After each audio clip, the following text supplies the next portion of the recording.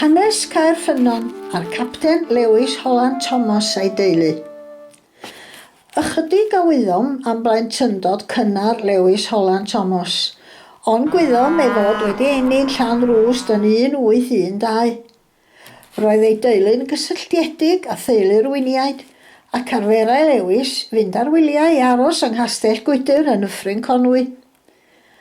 Byddai hefyd yn mynd i aros yn eiddau dad yn Nhalsarnau, mewn hen ffermdy ar ochr Hiw gyda choed uwch ei ben, sef yr hen Gaerffynnon mae'n debyg. Roedd yn ddisgynydd o'r brenin Louis nawfed o Ffrainc.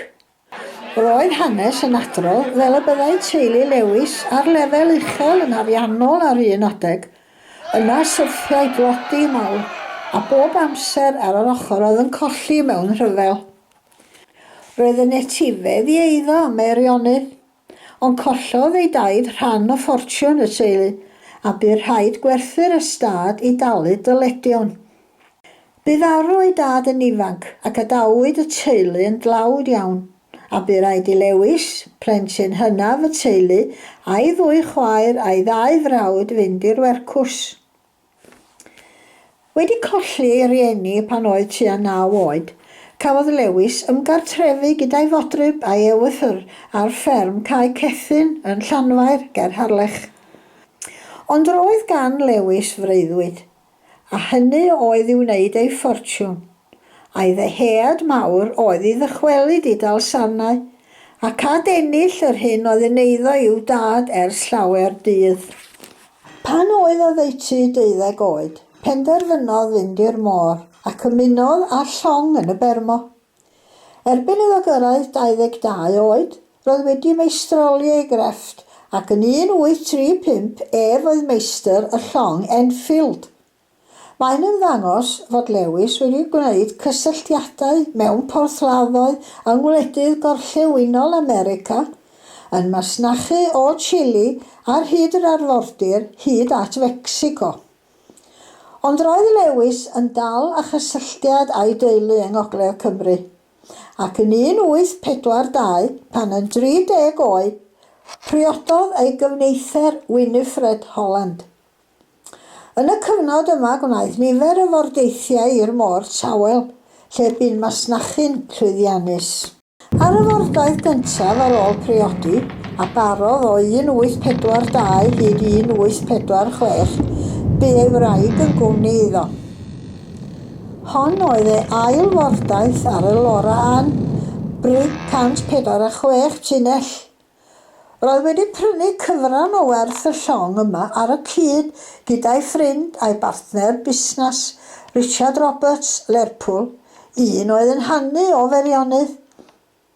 Arferai Lewis alw yn hy y gŵr yma, ac un noson gofynnodd Richard Roberts i Lewis ddod i weld babi'r teulu yn y baddon. Roedd Lewis yn hoff o blant, ac roedd yn fawr feddwl y byddai'r eneth fach ddel yn chwarae yn y dŵr yn dod o wraig iddo'r rhyw ddydd. Parhaodd y masnachu am 4 blynedd yng ngwledydd Gorllewin De a Gogledd America. Yn y cyfnod yma ganwyd ei 2 merch, Lora Ann yn 1843 a Mary Ellen yn 1845 yn Valparaiso. Yn 1845, penderfynwyd hwylio am adref a chyrraedd Llundain ar y 4 o Ionawr 1846. Yn ystod y fordaeth, bu dirywiad yn iechyd Winifred, ac ym mis Ebrill bu farw, a hithau ond 29 oed. Arhoddwyd ei 2 ferch i ofal aelodau hŷn y teulu yn Rheithordy Pinkston, swydd Darby. Yn 1846, chwiliodd Capten Lewis Holland Thomas eto am Valparaiso, a masnachu yn Hong Kong, ynysoedd y Philippine, Hawaii, Honolulu, Tahiti a San Francisco. Tra yn San Francisco, buddsoddodd yn helaeth a phrynu nifer sylweddol o eiddo. Ymhen amser, gwerthodd y Lora Ann ynghyd â'r eiddo gan wneud elw sylweddol. Yn ogystal â bod yn gapten llong a dyn busnes llwyddiannus, roedd hefyd yn bregethwr lleug Protestannaidd. Dychwelodd i Gymru yn ŵr gweddw cyfoethog a phrynu stad Caerffynnon Talsarnau yn 1851 a oedd yn cynnwys fferm Draenogau ynghyd ag eiddo arall.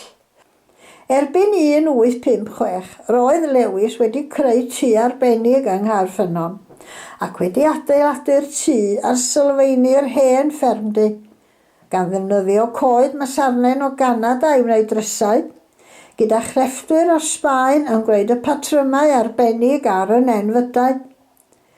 Creuwyd gardd o dan y coed gyda model o fferm wrth ymyl. Wedi ymadael ar môr, ymroddodd mwy a gwaith ffermio, ac yng Nghaerffynnon ymagodd ei ail deulu, pan briododd am yr eildro yn 1856 gydag Elizabeth Roberts, y babi del a welodd yn y baddon dipyn o flynyddoedd ynghynt, merch Richard Roberts o Lerpwl, cyd-berchenog y Lora Ann, ac anwyd iddynt 8 o blant, sef Anna, Lily, Mabel, Lewis, Fanny, Ethel, Richard a Winifred. Daeth ei ddwy ferch hynaf o'i briodas cyntaf, Lora Ann a Mary Ellen, i fyw i Gaerffynnon hefyd. Y ferch gyntaf o'r ail briodas anwyd i Lewis ac Elizabeth oedd Anna Theodora yn 1857, ond bu farw o salwch yn 22 oed yn 1880. Yna ganwyd Elizabeth Gertrude, sef Lily, yn 1859. Bu farw yn dilyn damwain yn 1897. Wedyn daeth Mabel Mary yn 1861. Cyn iddynt gael bachgen, Lewis Holland Thomas yn 1863, ond daeth tristwch mawr i'r teulu pan bu farw cyn bod yn 2 oed. Ganwyd merch eto yn 1866, Fanny Maria Waddington. Ymhen 19 mis yn 1869 ganwyd Richard, ond yn drist iawn eto bu farw'r ail fachgen yn 1879 yn 10 oed. Plentyn olaf y teulu oedd Winifred Holland a anwyd yn 1873, ond bu hithau farw o salwch yn 1908. Iddynt fynd drwy gyfnodau o brofedigaethau mawr, roedd Lewis ac Elizabeth yn byw'n hapus gyda'i gilydd ar stad Caerffynnon, ac yn ymwneud llawer â phentref Talsarnau a'r trigolion. Ni fyddai ei plant yn mynychu'r ysgol leol, ond yn hytrach cael gwersi preifat gartref gan athrawes, ac yna mynd i ffwrdd i ysgol breswyl pan yn hŷn. Roedd cysylltiad agos rhwng Lewis a'r ysgol gynradd leol. Adeiladwyd yr ysgol gyntaf yn Nhalsarnau, ynghyd â thŷ'r ysgol yn 1859, trwy gyfraniadau'r plwyddolion yn bennaf. Yn llyfr log yr ysgol yn 1863, sydd yn archifdy Dolgellau, ac yn llaw ysgrif Capten Lewis Holland Thomas, enwi'r ef ynghyd â'r parch Griffith Williams fel sylfaenwyr yr ysgol yn Nhalsarnau, gyda'r capten yn gadeirydd y llywodraethwyr. Yn ôl y llyfr log, byddai Mrs Holland Thomas a'i merched yn cymryd rhan amlwg yn rhedeg yr ysgol, gan gynorthwyo gyda dosbarthiadau gwnïo, a byddai'r teulu yn trefnu parti nadolig i'r plant yn flynyddol. Ar achlysur priodas Ethel Holland Thomas ag Sir Isambard Owen, rhoddwyd anrheg o Feibl Cymraeg iddynt gan Ysgol Talsarnau, a nifer o lyniau lliw ynddo. Wedi colli glawr blaen, mae'r Beibl gennym yma yn Nhalsarnau o hyd.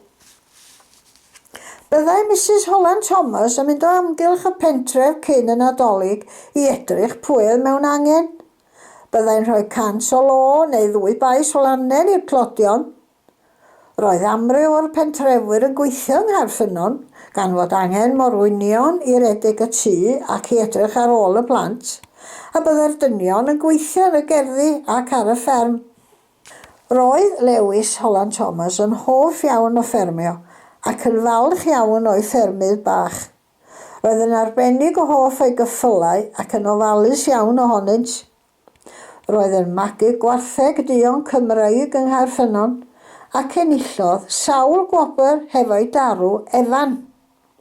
Gan fod Lewis yn berchen ar y tir a fferm Dreinogan, roedd ganddo'r hawl i atal y tren oedd yn hedfeg drwy dir ac yn gwneud hyn drwy sefyll wrth ochr y rheilffordd a chodi ffon. Byddai'r post yn cael ei ddosbarthu o stesiwn Talsarnau adeg hynny ac roedd bag gyda chlo arno ar gyfer Caerffynnon a byddai'r plant yn ei nôl o waelod y ffordd at y tŷ. Roedd Elizabeth yn boblogaidd iawn yn y pentref a byddai'n garedig wrth bobl, yn rhoi cymorth lle byddai'n gweld angen drwy gyfrannu basgedi o fwyd ac yn ymweld â phobl wael. Ymunodd Holland Thomas ar blaid Rhyddfrydol ac roedd yn frwd dros ei ddaliadau. Ers pan iddo gael ailafel ar ei eiddo, galwodd ei hun yn sgweier Lewis Holland Thomas o Gaerffynnon a gollwng y teitl capten.